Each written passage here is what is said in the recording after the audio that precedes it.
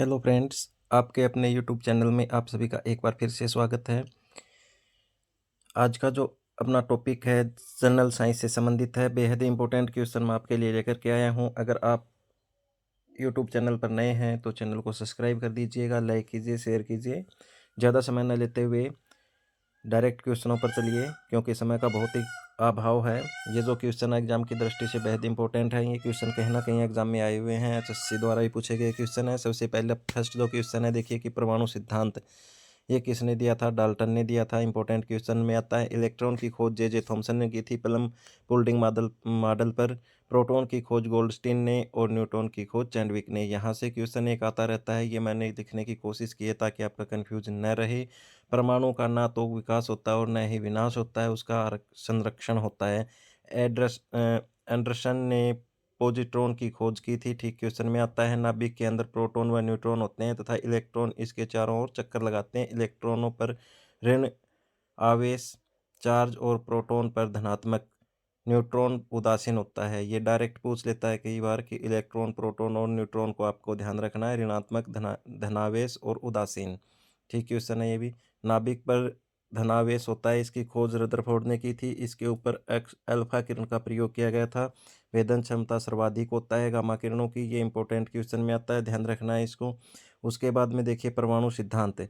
सभी पदार्थ परमाणु से बने होते हैं। अभिक्रिया में परमाणु का न तो सर्जन होता है और न ही विनाश होता है। एक तत्व के सभी परमाणु आकर द्रव्यमान के समान है।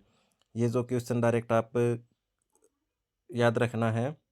निर्वात में प्रकाश की चाल का मान क्या होगा? ये एक सूत्र है, आप इसको ध्यान रख लेना है। 10⁻⁸ पर सेकंड। उसके बाद में देखिए अगला जो क्वेश्चन है, ये देखिए ठीक क्वेश्चन में आता है। प्रकाश की अधिकतम चाल निर्वात में होती है। मोस्ट इंपोर्टेंट क्वेश्चन है ये वाला। प्रकाश की चाल अधिकतम चाल निर्वात में और ध्वनि की अधिकतम ठोस में। निर्वात में ध्वनि की चाल 0 होती है। मोस्ट इंपोर्टेंट क्वेश्चन है ये, आप पैरा पूरा याद रखना है क्योंकि एग्जाम में पूछता है ऐसे क्वेश्चन। और प्लाइन वेग क्या होता है? यह वह वेग है जिससे कोई वस्तु पृथ्वी के गुरुत्वाकर्षण से बाहर निकल जाए। ठीक है, देखिए ये तीनों पॉइंट। प्रकाश की अधिकतम चाल निर्वात में होती है, ध्वनि की अधिकतम चाल ठोस में होती है, निर्वात में ध्वनि की चाल 0 होती है, मतलब शून्य होती है, प्लाइन वेग वाला। और आवर्ती, ये तीनों ही पॉइंट ध्यान रखना है आपको। आवर्ती का मात्रक हर्ट्ज होता है, धारा का मात्रक एम्पियर होता है, प्रतिरोध का मात्रक ओम होता है और दाब का मात्रक पास्कल होता है। फिर देखिए अगला जो पॉइंट है आपका, ये तीनों चारों याद रख लेना, डायरेक्ट पूछ रहा है एचएससी द्वारा। सिरका CH3COOH शुष्क ठोस पर सॉलिड होता है, CO2 होता है। खाने का सोडा NaHCO3 होता है। मिल्क ऑफ मैग्नीज MgCOH2 होता है। उसके बाद देखिए D2O क्या है? Deuterium dioxide. ये डायरेक्ट भी पूछता है। D2O की फुल फॉर्म पूछ सकता है आपसे। नाभिकीय रिएक्टर में गंधक के रूप में किया जाता है। किस धातु के संरक्षण से रंग हरा हो जाता है? ये देखिए किस धातु के संरक्षण से रंग हरा हो जाता है? तांबा। ये D2O वाला इंपॉर्टेंट क्वेश्चन है, ध्यान रख लीजिएगा आप। उसके बाद देखिए अगला पॉइंट, लोहे का संक्षरण क्या है? कि जस्ता जिंक का लेप लगाने से जंग नहीं लगता। ये जनरली क्वेश्चन बार बार एग्जाम में पूछ रहा है। O2 प्लस पानी से लाल रंग हो जाता है। चांदी का जो जंग लगना वो काली पड़ जाती है। ठीक है, दोनों पॉइंट इंपॉर्टेंट हैं। सोने का संचारण क्या होता है? कि सोने का संचारण नहीं होता है, प्लेटिनम का भी नहीं होता है। इसीलिए चिकित्सा उपकरण में स्टेनलेस स्टील का प्रयोग किया जाता है ताकि जंग नहीं लगता उनको। प्रकाश रासायनिक अभिक्रिया द्वारा भोजन के निर्माण में कौन सा उत्पादन प्राप्त नहीं होता? इंपॉर्टेंट क्वेश्चन में है, ये ध्यान रखना है। कार्बन डाइऑक्साइड, ग्लूकोज और ऑक्सीजन प्राप्त होता है। ये एस्टेट के दृष्टि से भी बेहद इंपॉर्टेंट क्वेश्चन है। प्रकाश संश्लेषण अभिक्रिया C6CO2 plus 6H2O equal to C6H12OH plus 6O2, मतलब क्लोरीन पर्णहरित है। मैग्नीशियम इसमें पाया जाता है। कौन सी धातु पाई जाती है? ये ध्यान रख लेना है, इंपॉर्टेंट क्वेश्चन है। किस रसायन का उपयोग फलों के परीक्षण में किया जाता है? सोडियम बेंजाइट का इंपॉर्टेंट क्वेश्चन है। क्लोरोफार्म बेहोशी के लिए प्रयोग किया जाता है। अम्लीय वर्षा में नाइट्रिक अम्ल प्लस सल्फ्यूरिक अम्ल होता है। एसिड रेन जिसको बोला जाता है। इमारतों का नष्ट, ये ध्यान रख लेना है आपको।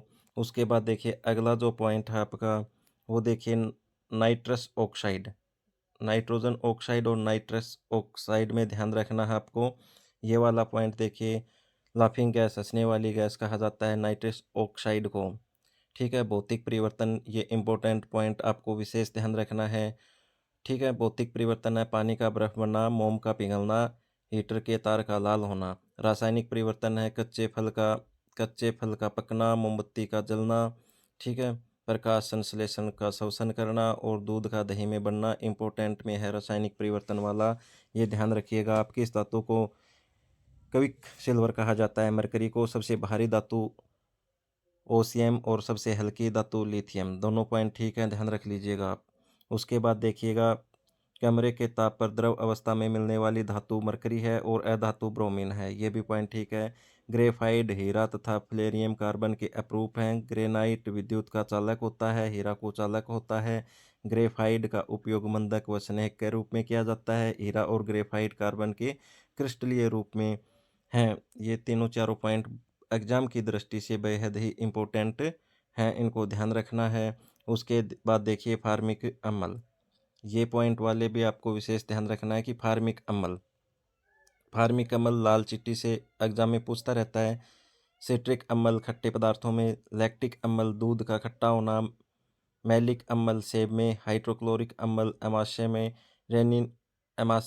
रेनिन एंजाइम बच्चों में दूध के पाचन में सहायक होता है। चारों पॉइंट मैंने एक साथ लिखे हैं, बेहद इम्पोर्टेंट हैं, इनको विशेष ध्यान रखना है। उसके बाद में देखिए अगला जो पॉइंट है, इंसुलिन हार्मोन अग्नाशय ग्रंथि में पाया जाता है। काफ़ी बार पूछा गया क्वेश्चन है। ग्लूकोज में कार्बन, हाइड्रोजन और ऑक्सीजन का अनुपात 1:2:1 होता है। क्लोरोफ्लोरोकार्बन ओजोन परत में क्षय के लिए जिम्मेदार है। समताप मंडल में ये संबंध ध्यान रख लेना भाई, इसमें बहुत बार क्वेश्चन पूछा जाता है क्लोरोफ्लोरोकार्बन के बारे में, इससे ध्यान रखना है। ये देखिएगा कि 16 सितंबर 1987 को मॉन्ट्रियल एयर कनाडा में ओजोन संरक्षण दिवस 16 सितंबर से याद रख लेना है। यूरिया का पहली बार प्रयोग शाला में संश्लेषण 1828 में वहलोर ने किया था। मस्टर्ड गैस के बारे में का उपयोग प्रथम विश्व युद्ध में हथियारों के रूप में हुआ।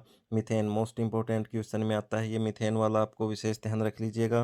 मीथेन सीएनजी होता है गैस, ये जो है दलदली भूमि में मिलती है और कोयले की खदानों में मिलती है। ये वाला ध्यान रखना है, स्टेट की दृष्टि से भी बेहद इंपॉर्टेंट क्वेश्चन है। चट्टानों की आयु ज्ञात करने के लिए कौन सी विधि का प्रयोग किया जाता है?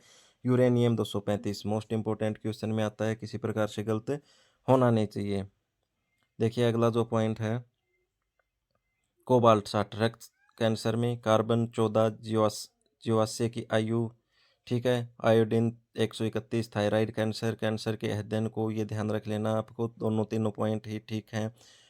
ठीक है, उसके बाद देखिए प्राथमिक अग्नि ज्वालामुखी क्रिया मैग्मा से है। ग्रेफाइट बेसाल्ट इसके उदाहरण है। अवसादी चट्टान परतदार होती हैं। कोयला है का यंत्रित चट्टानें जो हैं अत्यधिक ताप व दाब के कारण संगमरमर व निश्चय याद रख लेना है। कौन सी अभिक्रिया आदर्श गैस समीकरण को प्रदर्शित करती है? ये क्वेश्चन कहीं ना कहीं आए हुए हैं, इसीलिए मैंने इनको डायरेक्ट लिखा है, आपको ध्यान रख लेना है। कर्नाटक में स्थित नाभिकीय रिएक्टर। ठीक है, ये कलपकम में तमिलनाडु में है। नरोरा यूपी में है। काकापारा गुजरात में है, ये आपको पता ही है। इस पॉइंट के साथ साथ अगला पॉइंट देखिए, परमाणु सिद्धांत। ये अभी मैंने करवा ही दिया है आपको, पीछे भी करवाया कि ये जो आपके क्वेश्चन थे। आज के वीडियो में इतने ही क्वेश्चन मैं आपके लिए लेकर के आया हूँ जो एग्ज़ाम की दृष्टि से बेहद ही इंपॉर्टेंट क्वेश्चन हैं। इनको कहीं आप एग्ज़ाम में अगर आता है तो गलत नहीं करना है। आज की वीडियो में इतना ही। बहुत जल्द आपके लिए एक हरियाणा जीके का जिला जो है वो लेकर के आ रहे हैं। तब तक के लिए आप ये वीडियो देखते रहिए, शेयर कीजिए, लाइक कीजिए, कमेंट कीजिए, चैनल को सब्सक्राइब कर लीजिएगा, क्योंकि बहुत जल्दी आपके लिए एक और महत्वपूर्ण टॉपिक हम लेकर के आ रहे हैं। आज की वीडियो में इतना ही। जय हिंद, जय भारत।